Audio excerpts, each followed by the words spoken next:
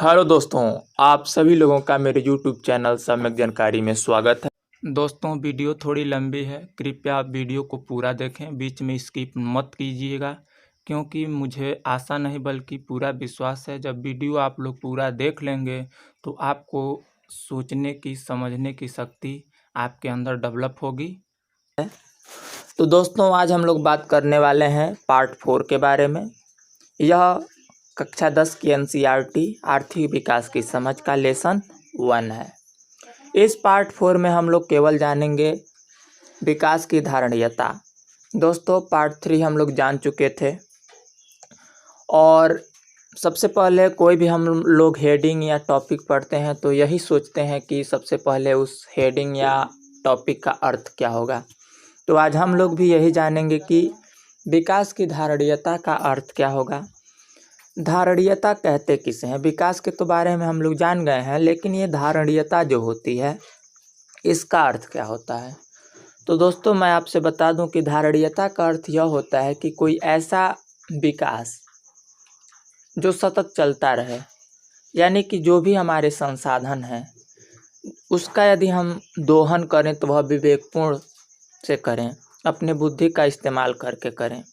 यदि जैसे कि अभी हम बताएंगे आगे, जैसे हमारे पास कोई भी संसाधन है, कुछ भी है, इसका एक दोहन कर रहा है व्यक्ति, इसका एक व्यक्ति दोहन कर रहा है। जो इस संसाधन का दोहन कर रहा है वह बुद्धिमान है, विवेकशील आदमी है, और इस संसाधन का जो आदमी प्रयोग कर रहा है वह अविवेकशील आदमी है।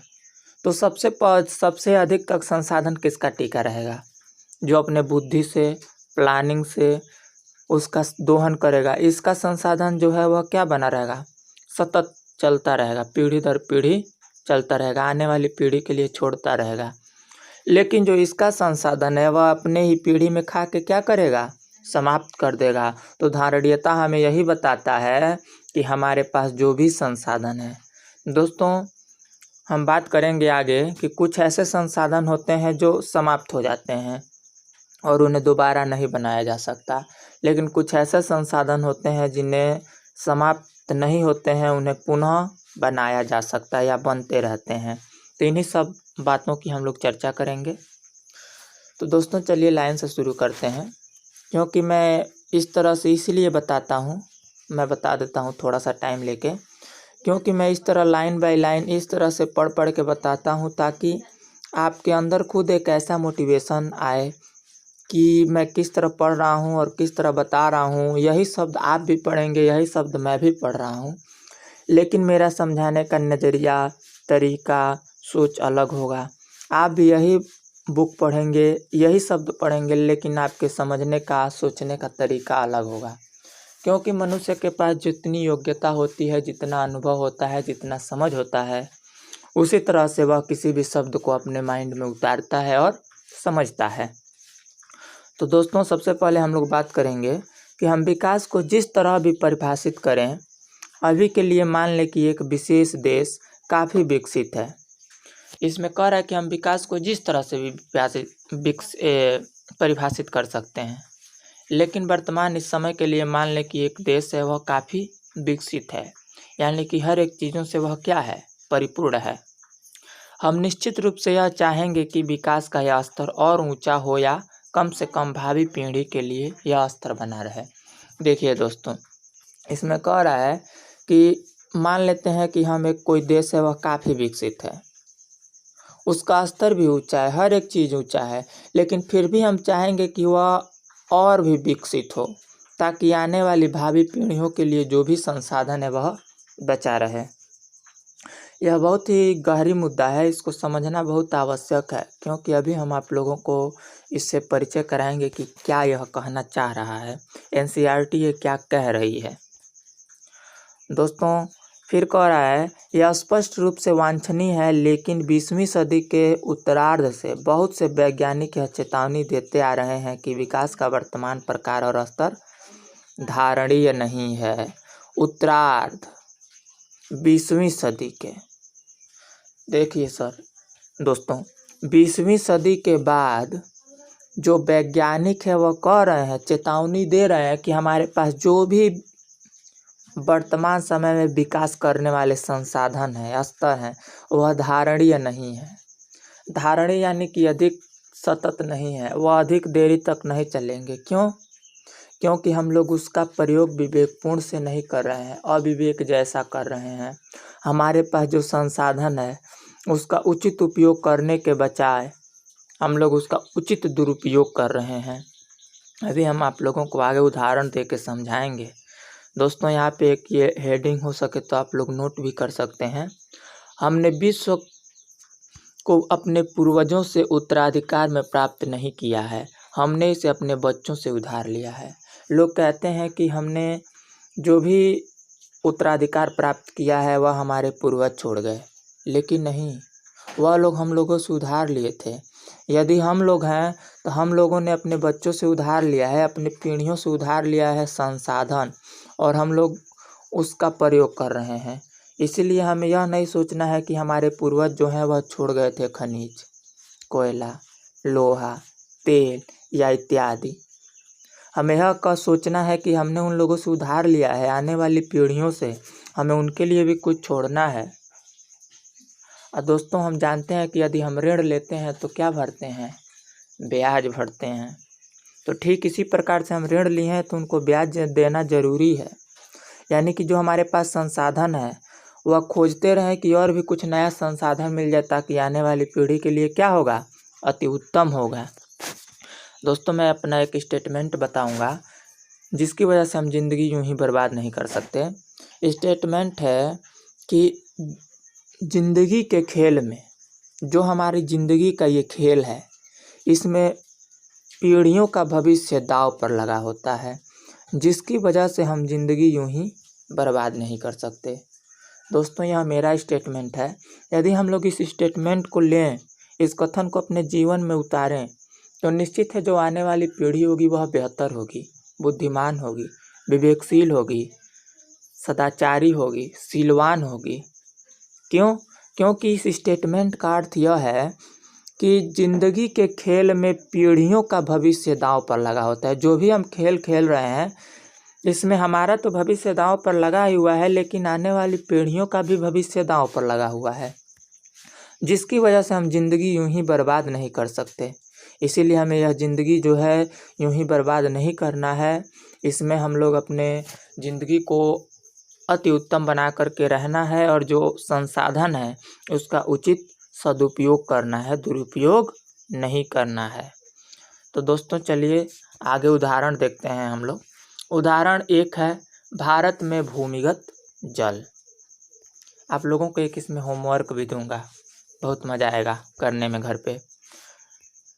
ये है भारत में भूमिगत जल। भारत में जल कहीं से बनाया जाता है? नो, भूमिगत आता है। भूमिगत यानी कि भूमि के अंदर से, भूमि की गहराई में। तो दोस्तों, थोड़ा सा कुछ आंकड़े देख लेते हैं। हाल ही के प्रमाणों से पता चलता है कि देश के कई भागों में भूमिगत जल के अति उपयोग होने की गंभीर संकट है। हाल ही में कुछ ऐसे प्रमाण सामने आए हैं जिससे यह पता चलता है कि आने वाले समय में बहुत ही बड़ा संकट है जल को लेकर के, क्योंकि इसका अति उपयोग हो रहा है। क्यों अति उपयोग हो रहा है? क्योंकि जनसंख्या बढ़ रही है। तो यानी कि सबसे महत्वपूर्ण क्या है? जनसंख्या पर भी है। अभी शायद कल ही था वो पॉपुलेशन डे था ना, कल जनसंख्या दिवस, तो उस पर ज़रूर बात हुआ होगा इस चीज़ों पर। कल कुछ काम में बिजी हो गया था, नहीं जान पाया। तो इसका कहीं ना कहीं प्रभाव डालता है जनसंख्या। दूसरी चीज़ है, 300 जिलों से सूचना मिली है कि वहां पिछले 20 सालों में पानी के स्तर 4 मीटर से अधिक की गिरावट आई है। दोस्तों देखिए, कुछ अगले ही साल 20 सालों में, यानी कि वहां से 300 जिलों में से ऐसी सूचना मिली है जो 20 सालों में 4 मीटर से अधिक गिरावट आई है। यानी कि 4 मीटर से अधिक जो वाटर लेवल है वह क्या हो गया है? नीचे चला गया है। तो निश्चित ही हम लोग क्या कर रहे हैं? जल का अति उपयोग कर रहे हैं, दुरुपयोग कर रहे हैं। जितना आवश्यकता है उतना उसे सदुपयोग में नहीं ले रहे हैं, उससे अधिक हम क्या कर रहे हैं? बहा रहे हैं। यदि हमें जहाँ 1 बाल्टी में नहा लेना है वहाँ पे हम 5 बाल्टी में नहा रहे हैं। तो इस तरह से हम क्या करते हैं, जल का दोहन करते हैं, वो भी किस तरह से, अविवेकपूर्ण से, बुद्धिहीनता से। इसीलिए हमें जल को बचाना है। देखते हैं ना, लिखता है सेव वाटर, यानी कि जल है तो कल है, जल नहीं बचाओगे तो कल कहाँ से पाओगे। तो देखिए फिर आता है, देश का लगभग 1/3 भाग भूमिगत जल भंडारों का अति उपयोग कर रहा है। देश का जो लगभग 1/3 भाग है वह भूमिगत जलों का अति उपयोग कर रहा है। इस साधन के प्रयोग करने के वर्तमान तरीके जारी रहा तो अगले 25 वर्षों में देश का 60% भाग इस साधन का उपयोग कर रहा होगा। 60%। जो 1/3 लोग हैं हमारे देश के, वह भूमिगत जल भंडारों का अति उपयोग कर रहे हैं। यदि इस साधन के प्रयोग करने का वर्तमान तरीका जारी रहा तो अगले 25 वर्षों में देश का 60% भाग इस साधन का उपयोग कर रहा होगा। भूमिगत जल का अति उपयोग विशेष रूप से पंजाब, पश्चिमी उत्तर प्रदेश के कृषि की दृष्टि से समृद्ध क्षेत्रों, मध्य और दक्षिण भारत के चट्टानी पठारों क्षेत्रों, कुछ तटवर्ती क्षेत्रों, तेजी से विकसित होती शहरी बस्तियों में पाया जाता है। जो अति उपयोग कर रहे हैं वो क्या क्या, कौन कौन से राज्य हैं, पंजाब है, पश्चिमी उत्तर प्रदेश है, जो कृषि की दृष्टि से समृद्ध क्षेत्रों जैसे मध्य और दक्षिण भारत के चट्टानी पठारी क्षेत्र, कुछ तटवर्ती क्षेत्र, तेजी से विकसित होती शहरी बस्तियों में पाया गया है। हाँ दोस्तों, अब मैं बात कर रहा था क्वेश्चन के बारे में, ये आप लोग लिखिएगा, कोई ज़रूरी नहीं है कि हमें दिखाइएगा, ये केवल आप लोग लिखिएगा। इससे क्या होता है, अपने आप पे कॉन्फिडेंस बढ़ता है। क्वेश्चन ये है, आप ऐसा क्यों सोचते हैं कि जल का अति उपयोग हो रहा है। थोड़ा सा मैं हिंट दे देता हूँ। आप ऐसा क्यों सोचते हैं कि जल का अति उपयोग हो रहा है। हम इसलिए सोच रहे हैं जल का उपयोग हो रहा है क्योंकि जो वाटर लेवल है भूमि का, जो धरती का वाटर लेवल है वह क्या होता जा रहा है, नीचे होता जा रहा है। इससे साफ जाहिर होता है कि जल का जो है क्या हो रहा है, अति उपयोग हो रहा है। हम अगल बगल देख सकते हैं, ऐसे ऐसे आप लोग उदाहरण उसमें दीजिएगा। दूसरा क्वेश्चन ये है कि क्या बिना अति उपयोग के विकास हो सकता है। इसके बारे में भी सोचना है कि क्या अति उपयोग के विकास हो सकता है बिना अति उपयोग के।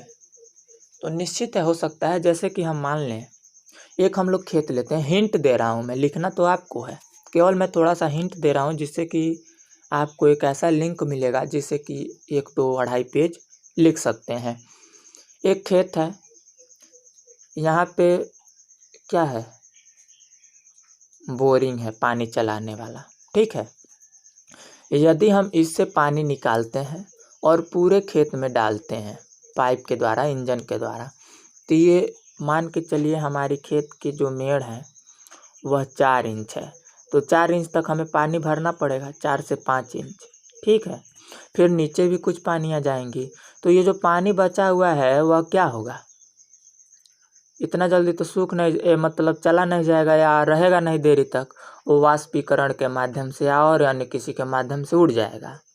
लेकिन जितना खेत को उपयोग है उससे हम लोग क्या करते हैं, अधिक पानी देते हैं, जिससे कि हमारा नुकसान हो भी जाता है।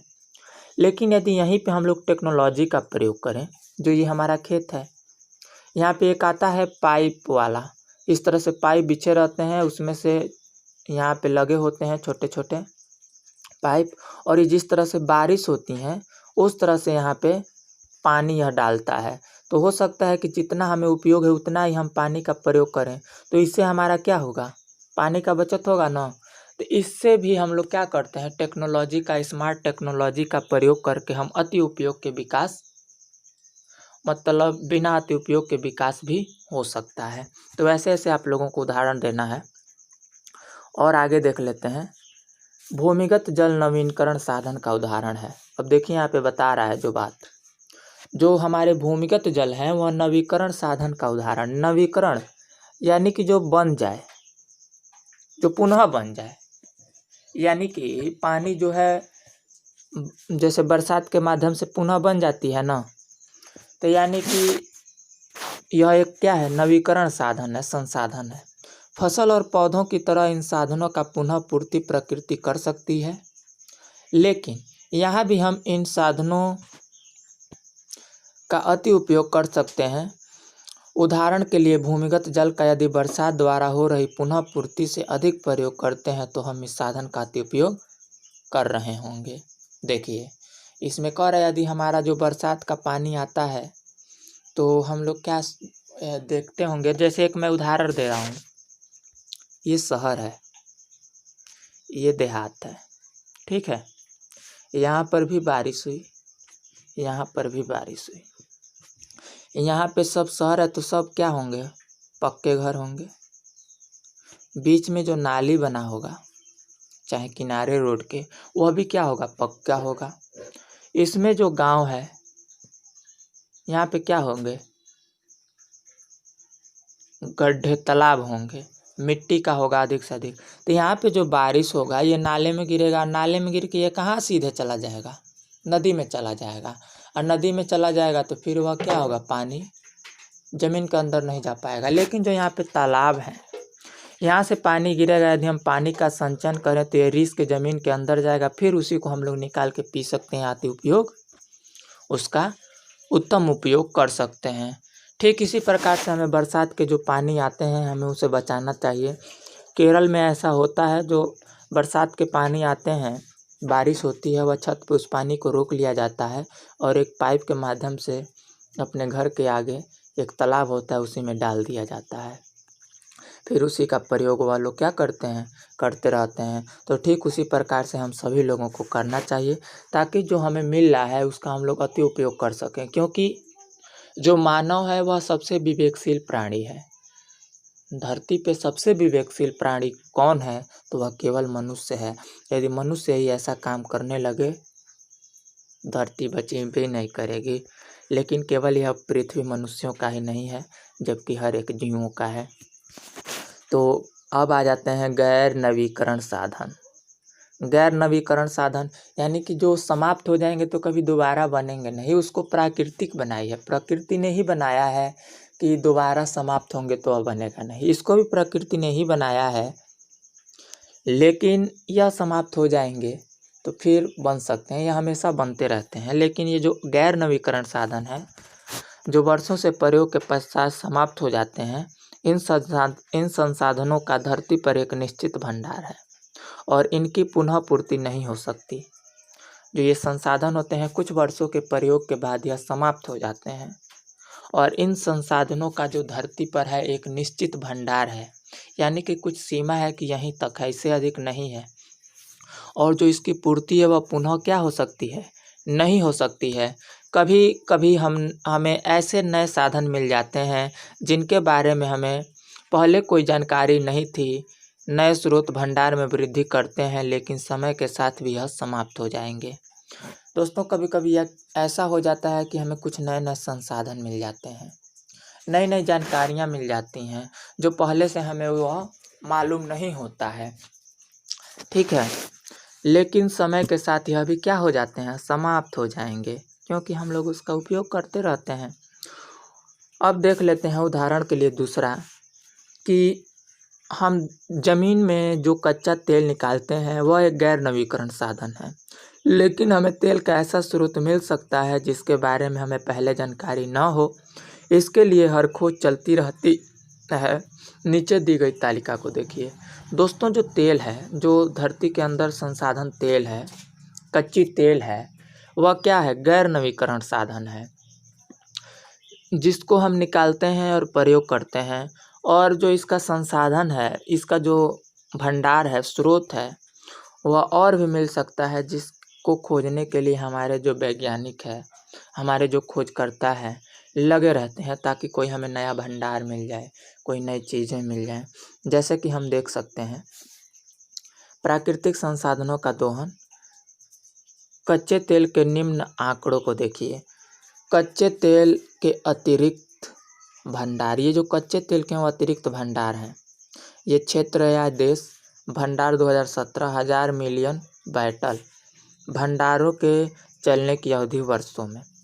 मध्य पूर्व एशिया है जिसमें 807.7 हजार मिलियन बैटल भंडार है।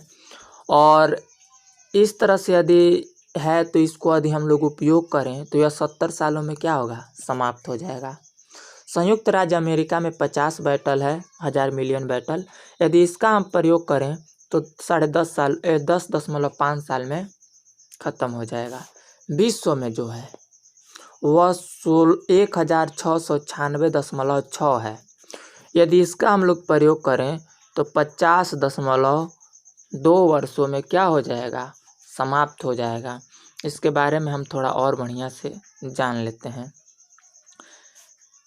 यह तालिका कच्चे तेल के भंडार के अनुमान कॉलम 1 को दर्शाती है। अधिक महत्वपूर्ण यह है कि यह बताती है कि यदि कच्चे तेल का प्रयोग वर्तमान दर पर चालू रहे तो ये भंडार कितने वर्ष चलेंगे। यदि हम जिस तरह इस समय तेल का प्रयोग कर रहे हैं तो यह विश्व में जो है 50 सालों में क्या होगा, समाप्त हो जाएगा। ठीक है, 50 वर्षों में यह क्या होगा, समाप्त हो जाएगा। यह तालिका कच्चे तेल के भंडारों के अनुमान कॉलम 1 को दर्शाती है। अधिक महत्वपूर्ण यह है कि यह हमें यह बताती है कि यदि कच्चे तेल का प्रयोग यदि हम वर्तमान दर पर चालू रखें, जो हमारी वर्तमान खपत है तेल को, यदि इसी तरह हम चालू रखें तो यह 50 वर्षों में क्या होगा, पूरा समाप्त हो जाएगा। भारत जैसे देश इसके आयात पर निर्भर हैं। जो भारत देश है इसी के आयात पर निर्भर है, जिसके पास तेल के पर्याप्त भंडार नहीं है। हमारे पास क्या है, तेल के पर्याप्त भंडार नहीं है। तेल की कीमतें बढ़ती हैं तो प्रत्येक पर भार पड़ता है। यदि तेल की कीमत इस समय बढ़ रही है, देख ही रहे हैं आप लोग, शायद पेट्रोल हो गया 83 रुपये कि 84 रुपये, तो ये क्या होता है, हर एक, यदि तेल की कीमत बढ़ रही है तो हर एक पर क्या होता है, भार पड़ता है। संयुक्त राज्य अमेरिका जैसे कुछ देश हैं जिनके पास भंडार तो कम है, लेकिन वे इसे सैन्य और आर्थिक शक्ति के द्वारा पाना चाहते हैं। विकास की धारणीयता का प्रश्न इसी प्रकृति और प्रक्रिया के बारे में कई अन्य मूल नए विषय खड़े कर देता है। ठीक है, चलिए हम अब कुछ चर्चा कर लेते हैं कुछ सवालों पर। जिस तरह से उसमें सवाल दिए गए थे उन्हीं तरह के सवालों पर हम लोग चर्चा कर लेते हैं। यह भी 2 सवाल हैं। क्या किसी देश की विकास प्रक्रिया के लिए कच्चा तेल अनिवार्य है? इसके लिए भी हिंट दे देता हूँ, बिल्कुल अनिवार्य है। क्यों अनिवार्य है? क्योंकि हमारे पास जो भी टेक्नोलॉजी आ रही है इस समय, तो जो न्यू टेक्नोलॉजी आएंगी निश्चित है वो बैटरी से ही चलेंगी, लेकिन कहीं ना कहीं हम लोगों के लिए कच्चा तेल भी आवश्यक है। क्योंकि बड़ी बड़ी जो फैक्ट्रियां हैं वह किससे चलती हैं, तेलों से ही चलती हैं। लेकिन अभी मध्य प्रदेश में एक पता ना कौन सा देश राज्य, मतलब वहाँ पे जगह है, वहाँ पे सोलर परियोजना चलाई गई है। वहाँ पे पता नहीं 750 मेगावाट बिजली उत्पन्न किया जाता है किसी तरह से कुछ। तो आने वाले समय में हम लोग क्या करेंगे, सोलर पैनल का प्रयोग करेंगे और अन्य भी टेक्नोलॉजियाँ आ सकती हैं। इस समय बैटरियों से भी कई चीज़ें चलती हैं, लेकिन तेल भी कहीं ना कहीं आवश्यक है हमारे विकास के लिए। ठीक है, दूसरा है, भारत को कच्चे तेल का आयात करना पड़ता है। उपरोक्त स्थिति को देखते हुए आप भारत के लिए आने वाले समय में किन समस्याओं को पुनर्मान करते हैं? भारत को जो है कच्चे तेल का आयात करना पड़ता है, यानी लेना पड़ता है। उपरोक्त स्थिति को देखते हुए आप भारत के लिए आने वाले समय में किन समस्याओं का पुनर्नुमान करते हैं? भारत के लिए कौन कौन सी ऐसी समस्याएं हैं जो आने वाले समय में आ सकती हैं, इसको हमें लिखना है सोच सोच के। इसको आप लोग सोचिएगा और लिखिएगा, इससे क्या होता है, माइंड विकसित होता है। अब बता दें कि पर्यावरण में गिरावट के परिणाम राष्ट्रीय और राज्य सीमाओं का ख्याल नहीं करते। देखिए क्या कह रहा है कि पर्यावरण में गिरावट के परिणाम राष्ट्रीय और राज्य सीमाओं का ख्याल नहीं करते। क्योंकि यदि पर्यावरण में गिरावट आएगी ना तो वह राज्य और राष्ट्रीय नहीं देखेगी कि यह भारत है, यह अमेरिका है, यह चीन है, और ना ही वह किसी सीमाओं का ख्याल करेगी। पर्यावरण में जब गिरावट आएगी तो हर एक आदमियों पर क्या होगा, प्रभाव पड़ेगा। यह एक क्षेत्र या देशगत विषय नहीं रह गया है। हम सबका भविष्य परस्पर जुड़ा हुआ है। जो हम लोगों का भविष्य है वह एक दूसरे से क्या होता है, हमेशा जुड़ा हुआ है, किसी न किसी लिंक से जुड़ा हुआ है। विकास की धारणीयता तुलनात्मक स्तर पर ज्ञान का नया क्षेत्र है। विकास की जो धारणीयता है तुलनात्मक स्तर पर ज्ञान का नया क्षेत्र है, जिसमें वैज्ञानिक, अर्थशास्त्री, दार्शनिक और अन्य सामाजिक वैज्ञानिक मिलजुल कर काम करते हैं। क्योंकि यदि मिलजुल के काम नहीं करेंगे, मैंने पहले ही बता दिया था कि हर एक चीज़ एक दूसरे से लिंक है। क्यों लिंक है? क्योंकि हम लोग यह क्या पढ़ रहे हैं, आर्थिक व्यवस्था। अर्थव्यवस्था कब चालू हुई? जब इतिहास चालू होगा। इतिहास के बाद अर्थव्यवस्था, मान लीजिए ये भी प्राचीन से ही शुरू हो गई थी। राजनीति भी प्राचीन से ही शुरू हो गई थी। यानी कि सब चीज़ें शुरू से ही हुई थी तो ज़रूर एक दूसरे से क्या होंगी, कंटेक्ट होंगी। अभी हम जियोग्राफी बताएंगे तो जियोग्राफी में हम ये बताएंगे कि जो हम लोगों का ये 7 महाद्वीप है ना, जितने भी 7 महाद्वीप हैं, इधर हो गया यूरोप, ऑस्ट्रेलिया, एशिया, अफ्रीका, उत्तरी अमेरिका, दक्षिणी अमेरिका, ये सब क्या हैं, एक दूसरे से पहले कंटेक्ट थे, जिसे हम लोग क्या कहते हैं, गोंडवाना लैंड। तो हम इसके बारे में भी चर्चा करेंगे कि कैसे एक दूसरे से लिंक है। और जब मैं पढ़ाता रहूँगा तो ये भी बताऊँगा कि एक विषय दूसरे विषय से किस प्रकार से कनेक्ट है और कैसे हम जोड़ के पढ़ेंगे ताकि हमारे माइंड में वैसी आइडिया बन सकें और तुरंत हम सोच सकेंगे हो ये ऐसा हुआ था। तो जितने भी अर्थशास्त्री हैं, वैज्ञानिक हैं, दार्शनिक है या अन्य सामाजिक वैज्ञानिक हैं, वे सभी मिलजुल कर काम करते हैं क्योंकि हम एक दूसरे से परस्पर क्या हैं, जुड़े हुए हैं। ठीक है। विकास या प्रगति का प्रश्न हमेशा चलने वाला प्रश्न है। विकास हो या प्रगति हो, यह एक ऐसा प्रश्न है जो हमेशा चलता रहता है क्योंकि विकास से ही हम लोग आगे बढ़ते हैं। यदि हम लोग विकास नहीं करते तो आज इस तरह से नहीं होते। पहले हम लोगों के पूँछ हुआ करते थे, बंदरों जैसे चला करते थे। मानव शरीर का कुछ ढांचा ही अलग होता था, दिमाग का ढांचा अलग होता था, दिमाग विकसित नहीं था। कृषि उतना नहीं होती थी, लेकिन टेक्नोलॉजी नहीं थी, लेकिन हम लोग विकास और प्रगति हमेशा करते रहे, चलते रहे और आज हम लोग इस समय पे पहुंच गए हैं 21वीं शताब्दी में। तो दोस्तों, हर वक्त में हमें व्यक्तिगत स्तर और समाज का सदस्य होने के नाते यह प्रश्न पूछने की आवश्यकता है कि हम कहाँ जाना चाहते हैं, हम क्या बनना चाहते हैं, हमारे लक्ष्य क्या हैं। इसलिए विकास का बहस जारी है। दोस्तों, हम व्यक्तिगत स्तर और समाज का सदस्य होने के नाते हम एक समाज के सदस्य हैं। इसीलिए हमें यह प्रश्न पूछना एकदम आवश्यक है कि हमें क्या करना चाहिए, हमें देश के लिए क्या करना चाहिए, हमारा लक्ष्य क्या है। दोस्तों, मैंने शुरू में ही बता दिया था कि ज़िंदगी के खेल में पीढ़ियों का भविष्य दांव पर लगा होता है, जिसकी वजह से हम जिंदगी यूं ही बर्बाद नहीं कर सकते। इसीलिए हम यह जब प्रश्न पूछेंगे कि हमें ज़िंदगी बर्बाद नहीं करना है, हमें देश के लिए क्या करना चाहिए, समाज के लिए क्या करना चाहिए, हमारा लक्ष्य क्या है, हमें कहाँ जाना चाहिए, तभी हम क्या होंगे, एक बेहतर